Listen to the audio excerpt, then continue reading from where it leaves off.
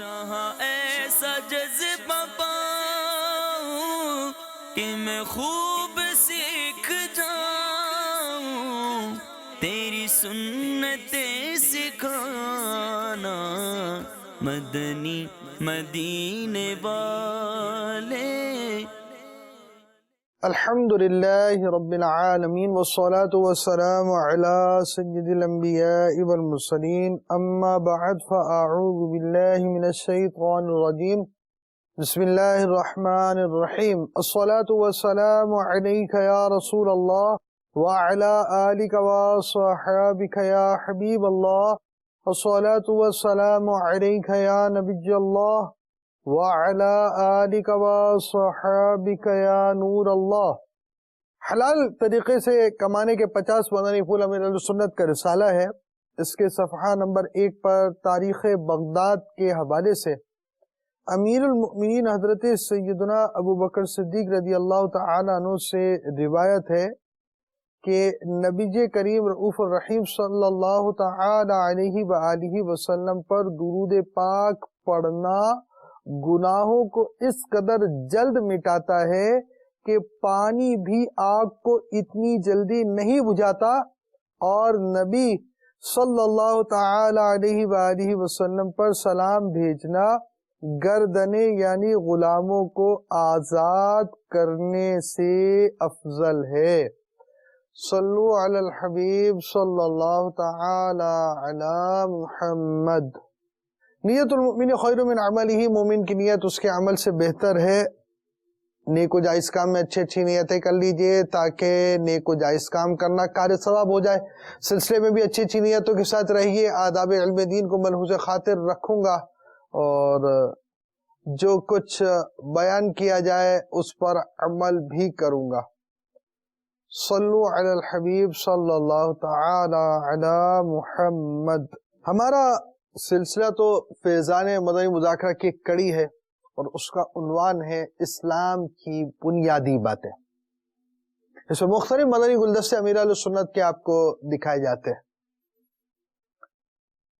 اور اللہ تعالی کی ذات و صفات کے بارے میں بھی، اللہ تعالی کے بارے میں ہمیں کیا عقائد رکھنے ہیں یہ تو معلوم ہونے ہی چاہیے. اسی طرح قرآن پاک جو اللہ تعالی کا کلام ہے اس کے بارے میں بھی ہمیں کیا کیا ہمیں معلومات ہونا ضروری ہے.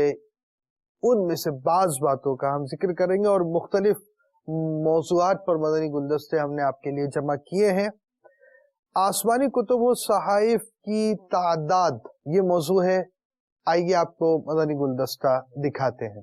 اللہ تعالیٰ نے کتنے کتب و صحائف نازل فرمائے؟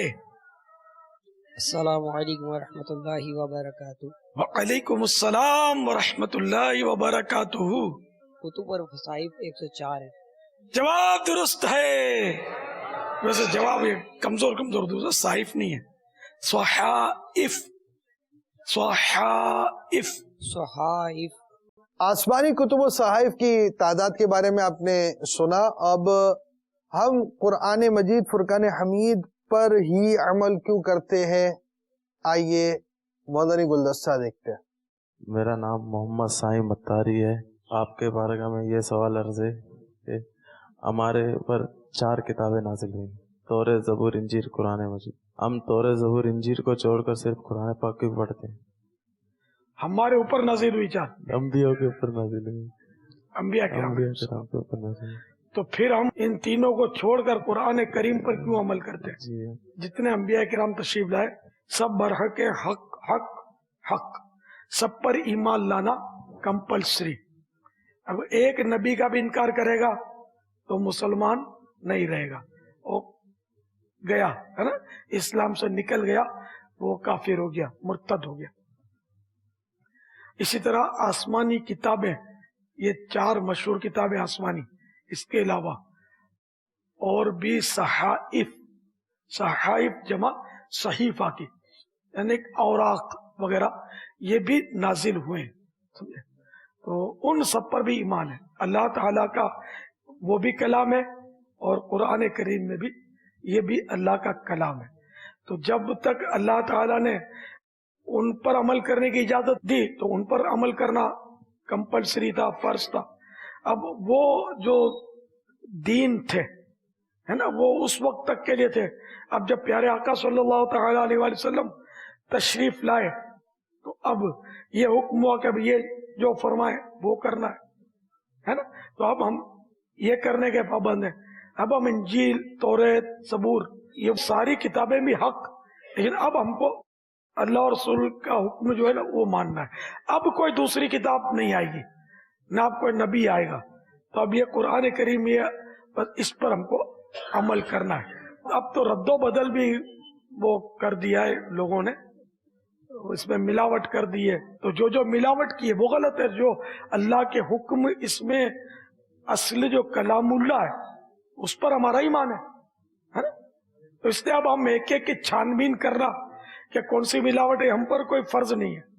کہ ہم نے یہ کہ منزل من اللہ، جو اللہ کی طرف سے نازل کیا گیا، آمنا و صدقنا، ہم نے اس پر ایمان لائے، ہم نے اس کی تصدیق کی کہ وہ رائٹ ہے، ہمارا ایمان ہے اس میں. اب کوئی دوسری کتاب نہیں آئے گی، نہ اب کوئی نبی آئے گا. تو اب یہ قرآن کریم یہ بس اس پر ہم کو عمل کرنا ہے. تو قرآن مجید فرقان حمید جس طرح نازل ہوا اس طرح ہے. باقی آپ نے اس مدنی گلدستے میں دیکھا اب کوئی نیا نبی نہیں آئے گا، اور امیر سنت نے ہمیں یہ مدنی پھول عنایت فرمائے. قرآن پاک کس مہینے میں نازل ہوا اور اس وقت حضور انور صلی اللہ تعالی علیہ وآلہ وسلم کی عمر شریف کتنی تھی؟ مدنی گلدستہ دیکھیے. قرآن کریم کون سے مہینے میں نازل ہوا؟ مدنی پنسورہ ملے گا. چلیں جی، رمضان المبارک میں. رمضان المبارک میں. جی جواب بالکل درست ہے. وہ آسان سا سوال واپس سے لے لیتے ہیں. سبحان اللہ، سبحان اللہ.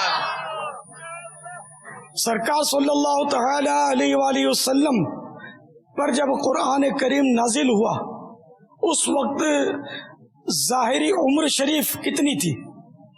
40 سال. 40 سال. جواب درست ہے. صلو علی الحبیب صلی اللہ تعالی علی محمد. کچھ اس طرح کے دلچسپ سوالات بھی مدنی مذاکروں کے اندر ہوتے رہتے ہیں، اور اس دلچسپ سوالات میں بھی دلچسپ اور اہم معلومات ہمیں حاصل ہوتی رہتی ہے. قرآن کریم میں ہر چیز کا بیان ہے. مدنی گلدستہ دیکھتے ہیں. قرآن پاک کے اندر ہر خشک اور تر چیز کا بیان ہے، لیکن ہمیں ہر چیز کا بیان واضح طور پر نہیں ملتا. برائے کرم وضاحت فرما دیجیے. اس میں تو کوئی شک نہیں ہے کہ قرآن کریم میں ہر خشک و تر کا بیان ہے. تبیان لکل شیء، اس میں ہر چیز کا بیان ہے.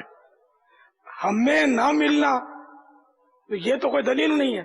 ہم نے اللہ کو نہیں دیکھا اور کسی نے نہیں دیکھا سوائے پیارے آقا صلی اللہ تعالی علیہ وآلہ وسلم کے، کہ آپ صلی اللہ تعالی علیہ وآلہ وسلم نے سر کی آنکھوں سے دیکھا، ایسا کسی نے نہیں دیکھا. پھر یؤمنون بالغیب، نہ غیب پر ایمان لانا. تو اللہ تعالیٰ تو غیب الغیب ہے. پھر جنت دوزخ ہم نے نہیں دیکھی، ایمان لانا شرط ہے. اگر کوئی بولے کہ میں نے جنت نہیں دیکھی اس نے نہیں مانتا تو کافر ہو جائے گا، مسلمان ہو ہی نہیں سکتا. ایسی بہت ساری ضروریات دین جو ہے. تو بہرحال یہ کہ ہمیں نظر نہ آنا یہ نہ ہونے کی دلیل نہیں ہے. یعنی کسی چیز کا ظہور نہ ہونا، ہم پر کسی چیز کا ظاہر نہ ہونا، اس کے نہ ہونے کی دلیل نہیں ہے.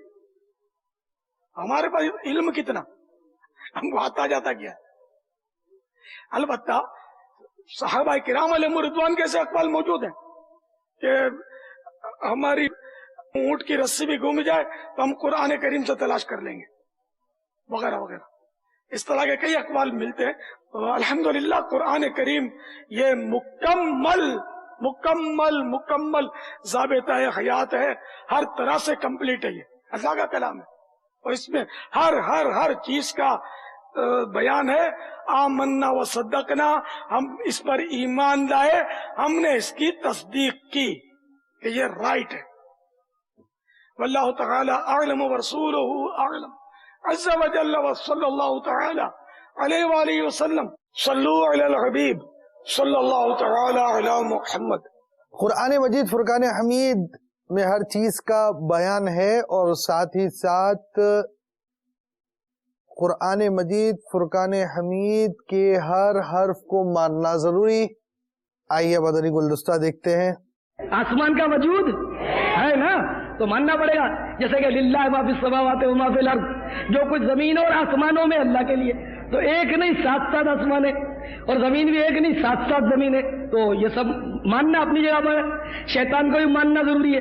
اگر کوئی شیطان کا انکار کرے کہ صاحب میں شیطان کو مانتا ہی نہیں کہ شیطان کا وجود ہے تو بھی کافر ہو جائے گا. اس لیے قرآن میں ذکر ہے شیطان کا، اور ہر شخص پڑھتا ہے اعوذ باللہ من الشیطان الرجیم، ہے نا. تو شیطان کا وجود بھی ماننا ہی پڑے گا کہ قرآن میں اس کا تذکرہ ہے. تو قرآن کے ایک ایک حرف پر ہمارا ایمان ہے، قرآن کے ایک ایک حرف پر ہمارا ایمان ہے. تو جس خشک و تر کا ذکر قرآن میں ہے اس کے وجود کا ہمیں انکار نہیں. صلو علی الحبیب صلی اللہ تعالی علی محمد. قرب قیامت کیا حافظ کے سینے سے قرآن اٹھا لیا جائے گا؟ دیکھیے. میرا نام محمد سعد اتاری ہے، میں کراچی سے بول رہا ہوں. میرا سوال یہ ہے کہ جب قیامت ہوگی قرآنوں میں سے لفظ اٹھا لیے جائیں گے تو کیا حافظوں کے دل میں سے بھی قرآن اٹھا لیے جائیں گے؟ شرعی حکم فرما دی. جی ہاں، حضرت سیدنا حذیفہ بن یمان اور حضرت سیدنا ابو ہریرہ رضی اللہ تعالی عنہما سے مروی ہے، کتاب اللہ پر ایک رات ایسی آئے گی کہ لوگ صبح کریں گے تو قرآن کی ایک آیت بلکہ ایک حرف تک کسی دل میں نہ ہوگا، وہ سب تمام دلوں سے معم ہو جائے گا، انہیں مٹ جائے گا. واللہ تعالی اعلم ورسولہ اعلم عز و جل و صلی اللہ تعالی علیہ وآلہ وسلم. صلو علی الحبیب صلی اللہ تعالی علی محمد. بعض قرآن مجید فرقان حمید کی آیات ہوتی ہیں جن کو ناسخ منسوخ کہا جاتا ہے. یہ کیا ہیں، ان کے بارے میں ہمیں کیا سوچ رکھنی چاہیے؟ آئیے امیر السنت کی زبانی سنتے ہیں.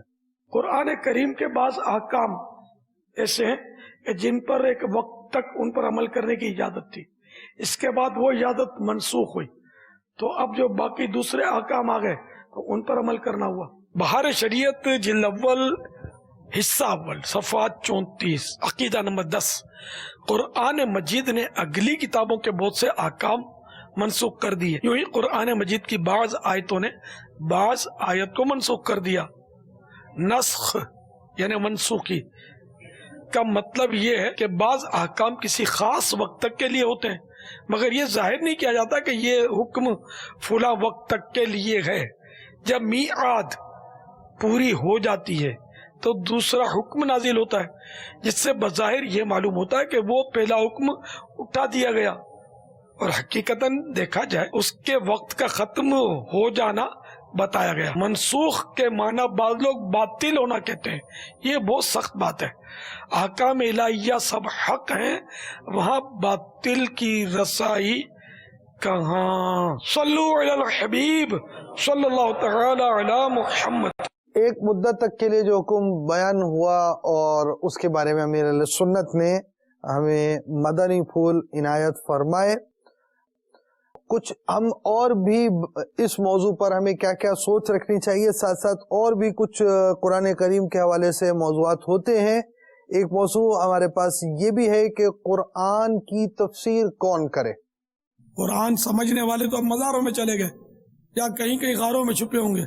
ہر عالم قرآن کی تہ تک نہیں پہنچتا، اس کے مفاہیم بہت ہیں اور اس کی تفسیر ایک الگ ہی مطلب وہ باب ہے. حدیث شریف یا قرآنی آیت کا اپنی یہ موٹی عقل سے، بلکہ موٹی کیا ہر عالم کو بھی اس کی تشریح کی اجازت نہیں. اس کے شرائط ہے کہ کون اس کی شرح کر سکتا ہے. ادھر آج دیکھو تو جس کو دیکھو مفسر قرآن بنا پھرتا ہے. تفسیر کی تعریف پوچھو تو بگلے جاکے گا کہ تفسیر کس کو بولتے ہیں، تفسیر کے شرائط کتنے. تفسیر کے بہت سارے شرائط ہیں کہ تفسیر کون بیان کر سکتا ہے. تو قرآن و حدیث کی تفسیر بڑے سے بڑا فلاسفر اور عقل مند بیان کرے گا تو گناہ گار ہوگا، یہ سوچ لینا. یہ مسئلہ بلکہ وہ آپ اپنے ذہن میں بٹھا لیں کہ جس نے قرآن کی آیت یا حدیث شریف کی تفسیر اپنی آئیڈیا سے، اٹکل سے، قیاس سے بیان کی اور وہ درست بھی ہو، ہے نا، درست بھی ہو، تب بھی گناہ گار ہے، حرام. کہ یہ जाहिलों के हाथ में ये लगाम दी ही नहीं गई। इसके जो अहल है वही तफसीर और शुरुआत करेंगे। इसीलिए मैं आज से नहीं, वर्षों से ये अल्हम्दुलिल्लाह कोशिश कर रहा हूँ कि जैसे फिजान सुन्नत का दर्स देना है तो जो लिखा हुआ पढ़ के सुना दो, चूंकि चुनाचे मत करो, चूंकि चुनाचे में फिर वो मसला हो जाएगा। यानी के गोया के यानी के वो माने हदीसों के रायतों के मत बयान करो, हमारा काम नहीं है। जो मुफस्सिरीन किराम लिख के ना, हम उसको पेश कर सकते हैं, अपनी तरफ से नहीं कर सकते। बहुत बड़ा आलिम चाहिए। और अगर तफसीर की शराइत आपको पढ़ना हो ना तो तफसीर नईमी जिल्द अव्वल की इब्तिदा में तफसीर कुरान के शराइत लिखे हुए, कौन तफसीर कर सकता है?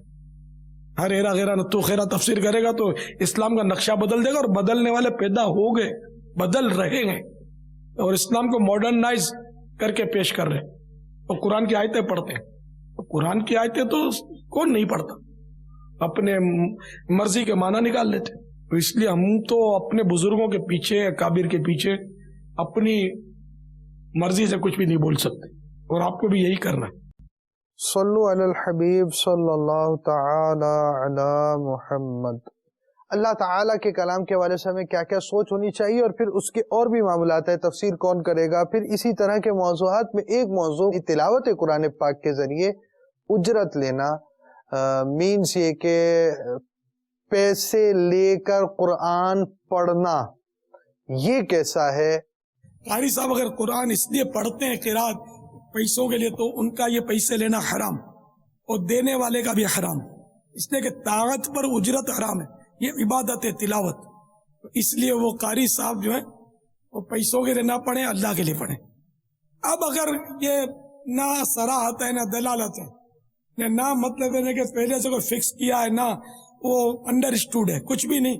अब किसी ने कारी साहब के वो सर पे सोने की ईंट रख दी किरात होने के बाद, कोई अर्ज नहीं।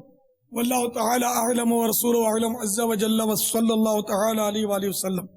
सल्लु अलल हबीब सल्लल्लाहु तआला अला मुहम्मद। कुरान मजीद फुरकान हमीद के ताल्लुक से जैसे तिलावत पर उजरत, ये भी इसका एक मौजू है। और इसके अलावा मजीद भी एक सूरत ये है कि हमारे यहाँ कुरान मजीद फुरकान हमीद के ताल्लुक से कस्में खाई जाती हैं।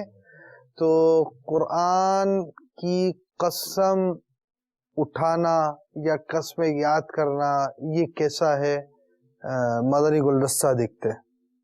कुरान करीम की कसम खाना कसम है, अलबत्ता सिर्फ कुरान करीम उठाकर या बीच में रखकर या उस पर हाथ रखकर कोई बात करनी कसम नहीं।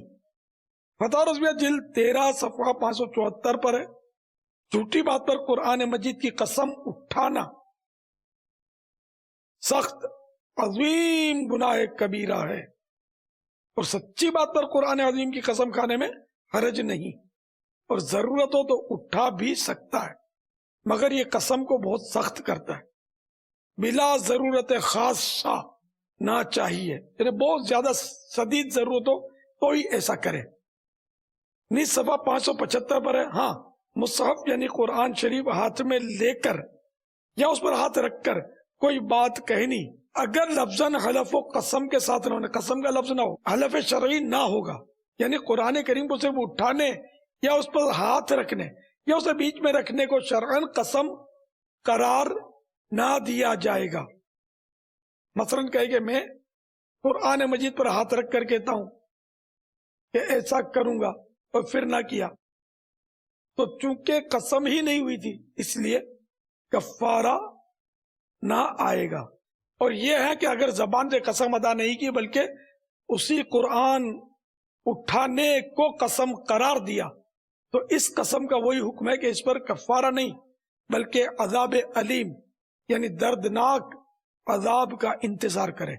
सल्लु अलल हबीब सल्लल्लाहु तआला अला मुहम्मद। बाज़ लोग बहुत ज्यादा कस्में खाते हैं تو ان کو ایسا نہیں کرنا چاہیے، اور قسم کے احکام جاننے کے لیے نیکی کی دعوت امیر سنت کی کتاب، اس میں ایک باب ایک چیپٹر جو ہے اس میں، یعنی آپ سمجھے کہ اس میں ایک موضوع جو ہے وہ قسم پر بھی ہے، کفارہ قسم پر بھی ہے، قسم کے اقسام بھی بیان کی گئی ہیں، تو اس کا بھی آپ مطالعہ کیجئے۔ ساتھ ہی ساتھ قرآن پاک کی قسم کھانا کیسا ہے، کب قسم ہوگی، اس کے بارے میں آپ نے مدنی گلدستہ دیکھنے کی سعادت حاصل کی۔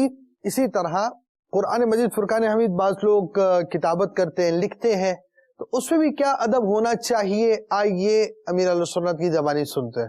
ہمارا کام کتابت کا ہے، جو اس میں قرآنی آیت ہوتی ہیں تو اس میں ہمارا پورے دن ہم بیٹھے رہتے ہیں، کیا اس میں وضو ہونا ضروری ہے، اور ہم کتابت کرتے ہیں جو قرآنی آیت وغیرہ ہوتی ہیں، اس میں اگر زبر زیر آگے پیچھے ہو جائے تو اس کی احتیاط کیسی ہے؟ قرآنی آیتوں کا یہ تو جو بھی مطالعہ کرتے ہیں یا جو بھی تحریر کرتے ہیں نا، تو ان کا وضو ہونا چاہیے، جبکہ آیتوں پر ہاتھ لگتا ہو یا ان کے عین پیچھے ہاتھ لگتا ہو اس کاغذ کے، آیت یا ترجمہ، جبکہ دوسرا مضمون بھی موجود ہے، اور اگر کچھ بھی نہیں ہے اس پہ صرف آیت لکھی ہے پورے کاغذ پر، اب تو اس کے کونے کو بھی بے وضو نہیں چھو سکتے، جائز نہیں ہے۔ تو اس میں آپ دیکھ لیجئے کہ جب جب آیتوں کا کام کرنا ہو تو کم از کم اس وقت وضو کر لیا کریں اور با وضو لکھا کریں، انشاءاللہ ثواب ملے گا۔ آپ کو یوں لگے گا میرا اتنا وقت،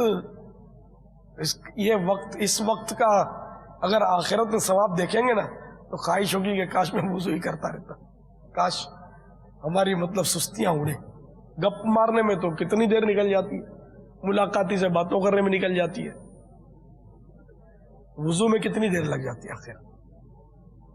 وضو کا انتظام بھی ہونا چاہیے۔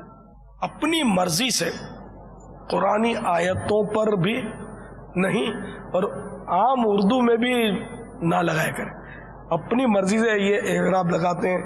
اب یہ بیچارے کوئی فن ادب کے ماہرین تو ہوتے نہیں ہیں، یہ بہت تجربہ ہے کہ غلط اعراب لگا دیتے ہیں، اس لیے وہ قرآنی آیتوں پر اعراب لگانے کی جہاں ضرورت ہے تو وہ قرآنی آیت دیکھ کر ہی لکھتے ہوں گے ظاہر ہے۔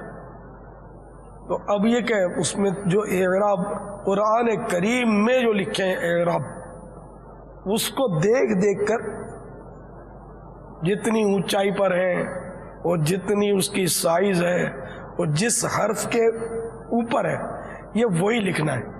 آگے پیچھے بہت کر دیتے ہیں، کتابت میں آگے پیچھے ہو جاتا ہے، کمپیوٹر میں بھی ہو جاتا ہے، اس سے معنی بعض اوقات کہاں کا کہاں نکل جاتا ہے، تلفظ ہی بدل جاتا ہے۔ تو یہ کاتب کو چاہیے کہ اس میں تھوڑی احتیاط کرے، پہلے تھوڑی دیر لگے، اللہ کا کلام ہے، یہ غلط نہ ہو جائے اپنی طرف سے۔ جو میں نے انداز بتایا نا اسی انداز سے کریں گے انشاءاللہ غلط نہیں ہوگا۔ کتابوں سے دیکھ کر نہیں ہے آیت، کتابوں کا ٹھکانہ ہوتا نہیں ہے۔ صلو علی الحبیب صلی اللہ تعالی علی محمد۔ امیر سنت اپنے رسائل کے بارے میں بھی اس طرح توجہ دلاتے ہیں کہ اس میں جو قرآنی آیات ہو یا کتابوں کے اندر جو قرآنی آیات ہو وہ قرآن سے پیش کر لی جائیں۔ کتابت میں غلطیاں ہو جاتی ہیں، آپ اس کی طرف توجہ دلاتے ہیں، اس میں پورا مطلب کاپی پیسٹ کر دیا جائے قرآن اور ترجمہ کنز الایمان، تاکہ اس طرح کے مسائل نہ ہوں، کتابت میں غلطیاں رہ جاتی ہیں۔ امیر سنت اس معاملے میں یوں احتیاط فرماتے ہیں۔ اور قرآن مجید فرقان حمید ہمارا موضوع ہے، نماز میں الٹا قرآن پاک پڑھنا کیسا؟ مدنی گلدستہ دیکھتے ہیں۔ امیر اہل سنت کی بارگاہ میں عرض ہے کہ نماز میں الٹا قرآن مجید پڑھنا کیسا ہے؟ مکروہ تحریمی ہے۔ مثلاً پہلی رکعت میں سورہ فاتحہ کے بعد تبت والی سورت پڑھی اور دوسری میں اذا جاء نصر اللہ والی سورت پڑھی، تو یہ الٹا پڑھنا ہوا۔ کیا اس سے نماز واجب الاعادہ ہوگی؟ اس سے نماز واجب الاعادہ نہیں ہوگی، اگرچہ یہ ترک واجب ہے مگر واجبات قراءت سے اس کا تعلق ہے، تو اس لیے اگر کسی نے الٹی صورتیں پڑھ لی تو نماز مکروہ تحریمی نہیں ہوگی، بلکہ یہ بھی ذہن میں رکھیے کہ کسی نے اگر الٹی صورت شروع کر دی تو اس کو پوری پڑھنا ہوگا۔ اب مثال کے طور پر کسی نے سورہ فلق پہلی رکعت میں پڑھی اور دوسری رکعت میں تبت کہہ لیا تو اب وہ تبت ہی پوری کرے، سورہ ناس پڑھنا ہے۔ واللہ تعالی اعلم ورسولہ اعلم عز وجل وصلی اللہ تعالی علیہ وآلہ وسلم۔ صلو علی الحبیب صلی اللہ تعالی علی محمد۔ قرآن مجید فرقان حمید کس طرح پڑھنے کا ہمیں حکم ہے اور ہمیں کس طرح پڑھنا چاہیے، آئیے مدنی گلدستہ دیکھتے ہیں۔ یا سیدی، ٹھہر ٹھہر کر قرآن پڑھنے کا حکم ہے، تو اگر تراویح کے اندر ٹھہر ٹھہر کر قرآن پڑھیں گے اس سے نمازی تھک جائیں گے، تو کیا حفاظ تیز تیز قرآت جو کرتے ہیں تو یہ زیادہ مناسب نہیں؟ پارہ 29 سورہ مزمل میں ارشاد ہوتا ہے وَرَتِّلِ الْقُرْآنَ تَرْتِيلًا، ترجمہ کنز الایمان، اور قرآن خوب ٹھہر ٹھہر کر پڑھو۔ اس آیت مقدسہ کے تحت حضرت صدر الافاضل مولانا سید نعیم الدین مراد آبادی علیہ رحمۃ اللہ الہادی فرماتے ہیں رعایت وقوف اور ادائے مخارج کے ساتھ اور حروف کو مخارج کے ساتھ تاب امکان صحیح ادا کرنا نماز میں فرض ہے۔ تو آپ نے ملاحظہ فرمایا کہ ٹھہر ٹھہر کر پڑھنا چاہیے۔ اب جیسے کہ مد دو طرح کے، مد منفصل ہے، مد متصل ہے، تو یہ کتنا دراز کرنا ہے یہ بھی جاننا ہوگا اور اس کو اس حساب سے پڑھنا ہوگا، اور یہ کب کب مد متصل آتا ہے، کب کب منفصل آتا ہے، اس کی بھی معلومات رکھنی چاہیے۔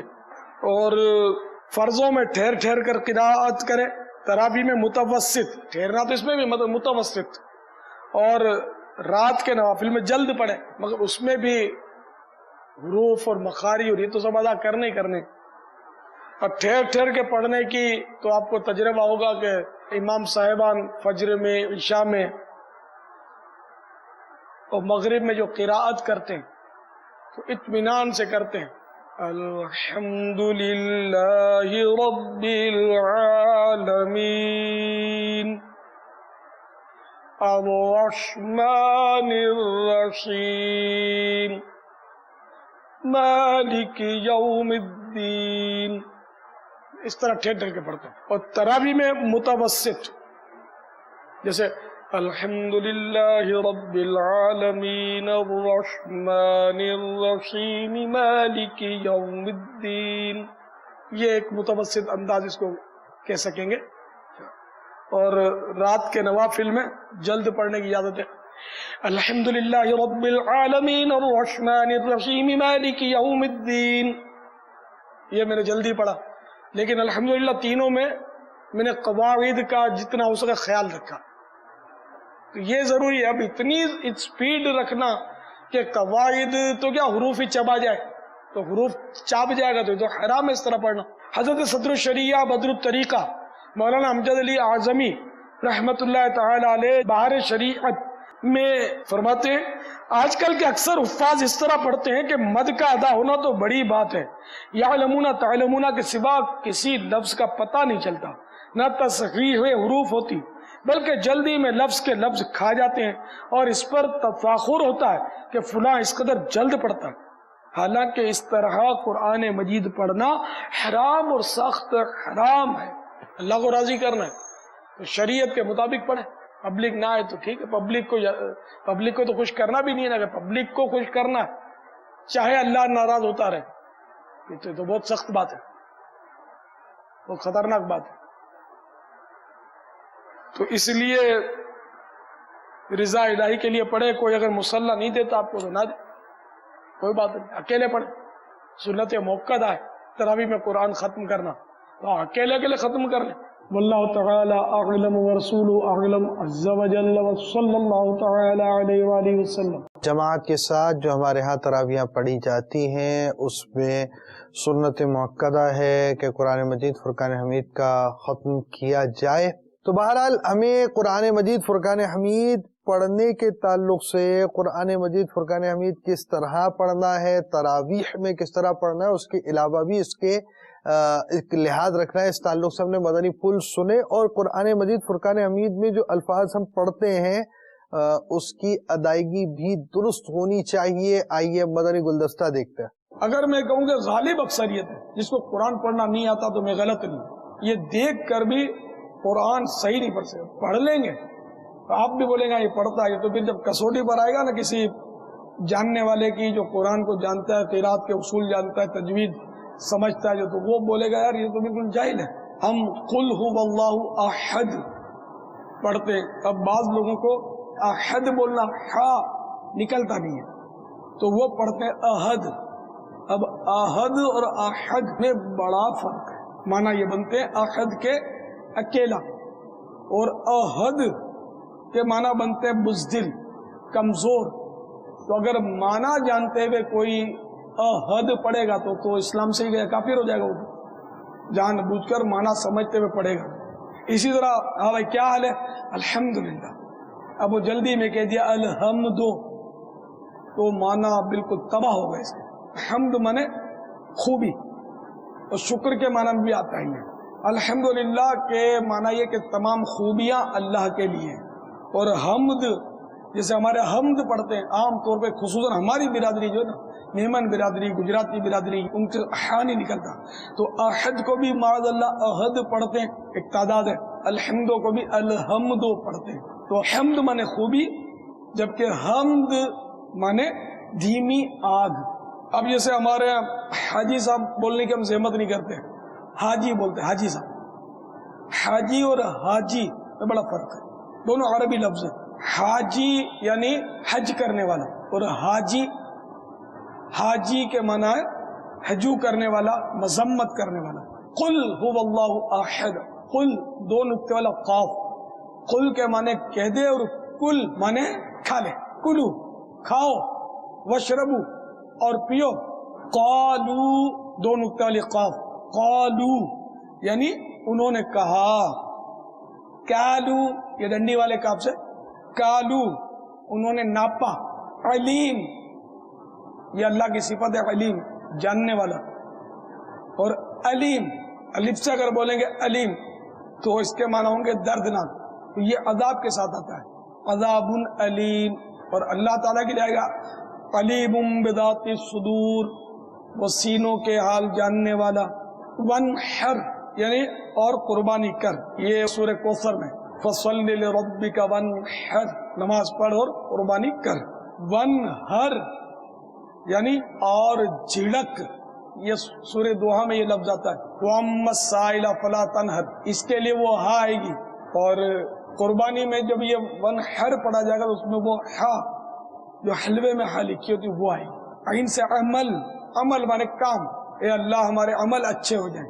اور الف سے عمل, عمل مانے امید. اظہار, دعا سے اظہار انہیں ظاہر ہونا, اور اظہار زا سے آگ سلگانا, پھول کھلنا. ظاہر مانے دکھنا, نظر آنا, ظاہر ہونا, ظاہر. اور ایک ہوتا زا سے ظاہر, اس کے معنی روشن. حامی, حامی کے معنی حمایتی, حمایت کرنے والا, مدد کرنے والا, ساتھ دینے والا. اور حامی, ہا سے حامی یعنی ہاں کرنا. وہ نہیں بولتا حامی بھر لی, حامی بھر لی نہیں ہے, حامی بھر لی یعنی ہاں کہا. شہداء جیسے کہ شہداء کربلا, اس کو وہ ہاں کو زبر نہیں پڑتے, شہداء کربلا, بہت غلط ہو گیا بالکل, یعنی کہ وہ بیڑا غرق ہو گیا الفاظ کا. شہداء مانے شہید کی جمع, اور شہداء یعنی لچا بدماش کو کہتے ہیں. مستور جس میں تے ہوتا ہے, مستور تو اس کے معنی چھپا ہوا. اور مستور جس میں ہم اردو میں توئی بولتے ہیں, انہیں ستر کیا گیا, مستور بالا اوپر لکھا ہوا. مذلت یعنی ذلت, رسوائی, خواری. مذلت زے سے یعنی پھسلنے کی جگہ. ہمارے مرید کو بھی بعض لوگ مرید بولتے ہیں, خاص کر یہ پنجابی جو ہے نا, یہ زیر کو زبر بہت کر دیتے ہیں. جیسے مرشد کو مرشد بولتے ہیں, محسن کو محسن بولتے ہیں, عالم کو عالم بولتے ہیں, مرید کو مرید بولتے ہیں. تو مرید اور مرید میں بڑا فرق ہے. مرید کے معنی ہے ارادہ کرنے والا, किसी के हाथ पर बैअत करने वाला दीनी या रूहानी शागिर्द वगैरह। जबकि मरीद के माना बिल्कुल तबाह, यानी मरीद सरकश, शरीर और खबीस को कहते हैं। मरीद के एक माना और भी है, हर वो चीज जिसे मल कर ढीला किया गया हो, ये भी माना है। दूध में भिगोकर नरम की हुई खजूर को भी मरीद बोलते हैं। पानी में मिला हुआ दूध भी मरीद कहलाता है। सूरतुल हज आयत नंबर 3 में शैतानिम मरीद, तर्जमा कंजुल ईमान, सरकश शैतान, तो सरकश तर्जमा किया, सरकश शैतान। गस्साला यानी गुस्ल देने वाली, गुस्साला यानी धोबन। मुनाफे, तो मुनाफे के माना नफा देने वाला, और मनाफे यानी फायदे। गुरूर यानी धोखा, और गुरूर तकब्बुर के माना में भी मुस्तअमल है। गरूर धोखा देने वाला। वल्लाहु तआला अअलम व रसूलुहु अअलम अज़्ज़ा व जल्ल व सल्लल्लाहु तआला अलैहि व वसल्लम। कुरान मजीद फुरकान हमीद कैसे पढ़ना है ये तो आपने मदनी गुलदस्ता देखा है। कुरान शरीफ बाज़ औक़ात शहीद हो जाते हैं, उसके साथ क्या करना है आइए ये भी मदनी गुलदस्ता देखते हैं। आजकल घरों में कुरान पाक रखा वो ज़ाय हो जाता है और वो नुकसान करके जब वो पढ़ने के काबिल नहीं रहता तो वो लोग मस्जिद में ले आते हैं, डाल के चले जाते हैं। तो ये कलाम पाक जो इनको दरिया बुर्द किया जाए, किस तरह किया जाए, या बसा औकात ये हमारे पंजाब के अंदर रिवाज है कि जो मस्जिद तामीर हो रही होती है तो उसके जो है ना ये बुनियाद के अंदर रख कर इसको दबा देते हैं। क्या इसके बारे में क्या अहकामात? कुरान करीम जो ज़ईफ हो गया उसको दफन करने का तरीका उसी तरह जिस तरह कब्र बनाते हैं ना, कि उसको मिट्टी में रखा, फिर उस पर तख्ता रखा, अच्छा, और ऐसी जगह पर उसको दफन किया जिस पर कोई पाँव न रखे। अब अगर मस्जिद के पिलर में, तो मस्जिद के तो ऊपर लोग नमाज पढ़ते हैं, पिलर के अगर आप बोलते हैं कि अंदर डाल देते हैं इसके, तो ऊपर तो लोग चलते हैं फिरते हैं, तो इसकी इजाजत कैसे होगी? अच्छा, दरिया बुर्द करने के बारे में क्या? दरिया बुर्द करने की सूरत आपके नहर बुर्द और दरिया बुर्द तो है रिस्की। समुंदर बुर्द पंजाब में समुंदर है नहीं, दरिया भी हैं बड़े बड़े जी, लेकिन इसमें ना तरीका ये कि बोरी में बंद किया उसको जी, बहुत सारे कागजात होते हैं, बोरी को कुछ चेके लगाए, कुछ अंदर वजन डाला, फिर किश्ती वाले की तरकीब बनाई और वो कहीं बीच में उसको दरिया के सिपुर्द करे।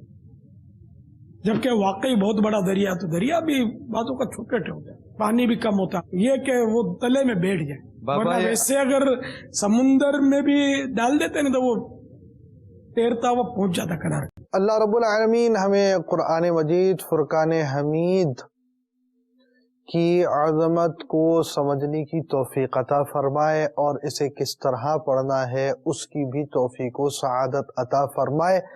मदनी मुज़ाकरा देखते रहिए और इज्तिमाई मदनी मुज़ाकरों में बिल्कुल एहतिमाम के साथ शिरकत फरमाएं। 100% हाजिरी के साथ अव्वल ताखिर शिरकत कीजिए। फैज़ाने मदनी मुज़ाकरा जारी रहेगा इंशाअल्लाह अज़्ज़ व जल। सल्लु अलल हबीब सल्लल्लाहु तआला अला मुहम्मद। शाह ऐसा जज्बा पाऊं कि मैं खूब सीख जाऊं, तेरी सुन्नतें सिखाना मदनी मदीने वाले।